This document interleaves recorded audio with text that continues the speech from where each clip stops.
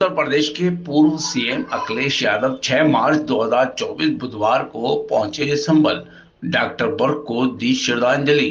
पूर्व मुख्यमंत्री अखिलेश यादव ने योगी सरकार के शपथ ग्रहण पर प्रतिक्रिया व्यक्त की। कहा कि मंत्री ही नाम के रहेंगे, उनको सचिव भी तलाश न करना पड़ेगा। जब तक तलाश करेंगे आएंगे तब तक आचार संहिता लग जाएगी। भारतीय जनता पार्टी पर बरसे अखिलेश यादव। बोले, मंत्री बस मंत्री बने रहेंगे, काम नहीं कर सकेंगे। उन्होंने कहा कि अगर उनको पत्रकार वोट चुनाव जीतने का वादा करे और वोट दिला सकता है तो वे पत्रकार को भी मंत्री बना सकते हैं। अखिलेश यादव ने कहा, बीजेपी 400 सीट जीतने नहीं हारने की तैयारी कर रही है। डॉक्टर शफीकुर रहमान बर्क के 10वें पर पहुंचे अखिलेश ने कहा कि अभी तो बहुत कुछ बाकी है, बहुत कुछ तैयारी है। संभल डॉक्टर शफीकुर रहमान बर्क ने सच्ची और ईमानदारी राजनीति की है। उन्होंने उनकी मोहब्बत हमने देखी है। समाजवादी पार्टी के सच्चे सिपाही थे। संभल लोकसभा सीट से जल्द नाम का ऐलान करने की बात भी कही। डॉक्टर बर्क के निधन के बाद उनके पोते कुंदरकी से विधायक जियाउर रहमान बर्क उनकी विरासत को आगे बढ़ाने की बात कही है। लोकसभा चुनाव के प्रत्याशी का जल्द ऐलान होगा। अखिलेश यादव ने कहा कि सबसे बड़ी लड़ाई इस बार देश में होने जा रही है, वे संविधान की बचाने की बात है। बाबा साहब ने जो संविधान दिए वे सबको बराबर का हक और सम्मान देता है। अखिलेश यादव ने कहा कि पार्टी आपकी भावनाओं को समझती है। डॉक्टर शफीकुर रहमान बर्क की सियासी विरासत को उनका परिवार ही संभालेगा। आप लोग चुनाव की तैयारियां करो, कोई कमी ना रहने पाए। अखिलेश यादव ने इशारे के बाद माना जा रहा है कि बर्क के विधायक पोते जियाउर रहमान बर्क को टिकट मिल सकता है। तहलका न्यूज चैनल की विशेष खबर संभल।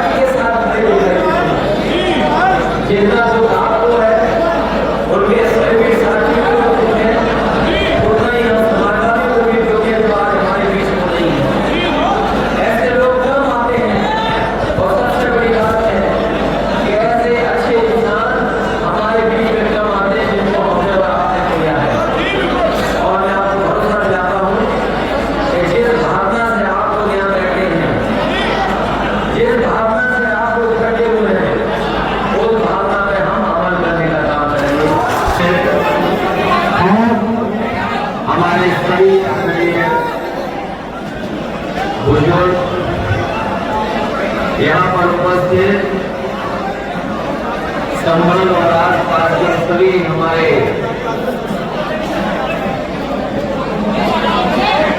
बीच में सचिव रहमान खान के परिवार के, उनके सहयोगी, उनके साथियों का स्वागत है। मैं इस दुख की घड़ी में अपनी तरफ से और अपनी पार्टी की तरफ से सचिव रहमान खान पूरी जिंदगी लोगों की सेवा करते हैं, पूरी जिंदगी उन्होंने लगा दी।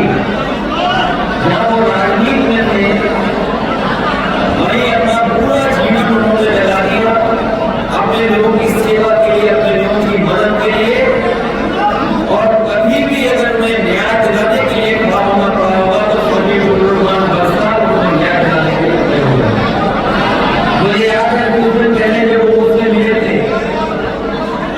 जहाँ उन्होंने पार्टी को लेकर थे और गठबंधन को लेकर थे, उन्होंने अपनी बात रखी थी।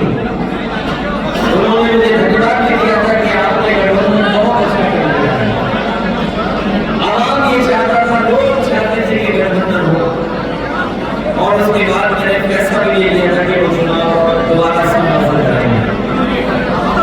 लेकिन हमें और आपको मौका नहीं दिया उन्होंने। हमारे धर्म में ये हम लोग मानते हैं कि जो जन्म लेता है उसे एक न एक दिन जाना पड़ता है, क्योंकि वो हमारे बीच आए थे, इसलिए उन्हें जाना भी था। लेकिन सबसे बड़ी बात यह है कि उन्होंने जो पहचान दी है और जो राजनीति में अपना स्थान बनाया। कई बार लोग हमसे पूछते थे कि सचिव रहमान बरसात आपकी पार्टी के साथ लड़े। इन्होंने ये बात कही है, मैंने कहा जो बात इन्होंने रखी है या जो स्टेटमेंट दिया है उन्होंने, वो अपने लोगों के बीच में रहते हुए अपने लोगों की भावनाओं में चाहिए। वो ऐसे व्यक्ति जिन्होंने कभी भी परवाह नहीं की किसी को, जो उन्हें लगा कि अच्छा है, ठीक है, वही बात उन्होंने हमेशा रखी। और जिस तरीके से ना रहने के बाद जो आपको लोग रहे, शायद ऐसे कम लोग होंगे जिनके ना रहने पर इतना बड़ा सम्मान मिला। वो जिंदगी भर की उनकी मेहनत, जिंदगी भर की उनकी सेवा, जिसका उन्होंने जनता ने जो सम्मान किया, शायद राजनीति में किसी नेता को इतना बड़ा सम्मान नहीं मिला होगा जितना सचिव रहमान बरसात हमारे बीच नहीं रहे वाले सम्मान मिला। और उनके सहयोगी साथी जो मैं देख रहा हूँ, परिवार के लोगों को मैं देख रहा हूँ, उनकी जिम्मेदारी बनती है कि जो राजनीति में इतनी ऊंचाइयों तक लेके गए और जो राजनीति में विरासत मिली है, उसको संभाल करके आगे बढ़ाने की जिम्मेदारी आपकी और के परिवार की होगी। कि पार्टी उनके परिवार के पक्ष में है और आने वाले समय में फैसला भी लेंगे पार्टी। क्या उलेमा ने और जनता ने ऐलान किया है कि जियाउर रहमान बर्क को चुनाव लड़ाया जाए, और उन्होंने एक तरफ मैयत रखी थी, दूसरी तरफ वोट डाल रहे थे। इस वफादारी के बाद क्या उनको ये इनाम मिलेगा? ये आपको नहीं सोचना है, उन्हें और हमें और परिवार के लोगों को सोचना है। अखिलेश जी, एक अहम सवाल, मुसलमानों ने नेताजी पे भरोसा किया, पार्टी पे भी भरोसा किया, समाजवाद पे, और आप पर भी भरोसा किया। आपके लिए मुसलमानों का प्लान ऑफ एक्शन आगे का क्या है? सबसे बड़ी लड़ाई जो इस बार देश में होने जा रही है वो संविधान को बचाने की है। बाबा साहब भीमराव अम्बेडकर जी ने जो संविधान दिया है वो सबको बराबर का हक देता है, बराबर का सम्मान देता है। जिस तरह से कई मौकों पर हम लोगों ने कहा है कि कभी समुद्र मंथन हुआ था, इस बार संविधान मंथन होने जा रहा है। एक तरफ वो लोग होंगे जो देश की खूबसूरती रही है, हमारी आपकी गंगा जमुनी संस्कृति, भाईचारा, आपस में प्रेम, और दूसरी तरफ वो लोग हैं जो संविधान को नहीं मानते हैं। तो संविधान मानने वालों की और संविधान पर न चलने वालों के बीच में ये चुनाव होने जा रहा है, और हमें ये पूरा भरोसा है देश की जनता संविधान के साथ और संविधान बचाने वालों के साथ रहेगी। अखिलेश जी, इकबाल सर, मेमन आप इस साहब तरह और जो- बर्थ फैमिली का 36वां आंकड़ा रहा, आज दिल जोड़ने के काम किए हैं आपने। देखिए और क्या- ये राजनीति में मैंने यही कहा कि देखिए बख्श साहब किस रास्ते से यहाँ पहुंचे हैं।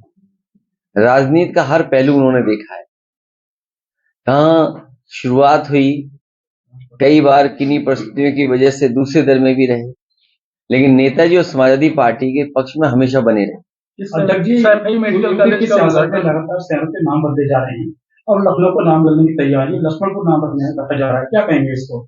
लोकसभा से देखिए ये नाम बदलने से ज्यादा जरूरी है कि नौजवान को रोजगार दे दें, नौजवान को नौकरी दे दें। नाम बदलने से जनता को उलझाएं नहीं, पेपर लीक ना होने दें। सोचिए हर पेपर लीक हो जाता है इनका, और लीक होने के बाद एक ही एजेंसी उसको जांच दे देते हैं। अभी जो हमारा एक पत्रकार साथी मेडिकल कॉलेज के बारे में पूछ रहा था, अभी सुना है कि केवल बिल्डिंग का उद्घाटन करने गए हैं, वो हॉस्पिटल का उद्घाटन नहीं है, वो बिल्डिंग का उद्घाटन है। हॉस्पिटल का मतलब यह है कि किसी व्यक्ति का इलाज होना शुरू हो जाए, बिस्तर हो, बेड हो, मेडिकल फैसिलिटीज हो, स्टाफ अपॉइंट हो जाए, ओटी चलने लगे, दवाइयां हो, वो बिल्डिंग का उद्घाटन करने गए। इसी तरह सुना है कि एक वर्चुअल उद्घाटन भी हुआ है आगरा में मेट्रो का। ये समाजवादियों की मेट्रो थी, ये कोई बीजेपी ने तो काम स्लो किया, रोका, बेमन पूरा किया है। जितना भी आगरा का अलाइनमेंट किस तरफ से किस तरह जाएगी, कहां पर क्या बनेगा, ये पूरा समाजवादियों के सरकार में फैसला हो गया था, वही मेट्रो का वर्चुअली उद्घाटन किया। जैसे नाम बदले जा रहे हैं तो इसके मायने क्या है कि मतलब ये लक्ष्मण को नाम बताया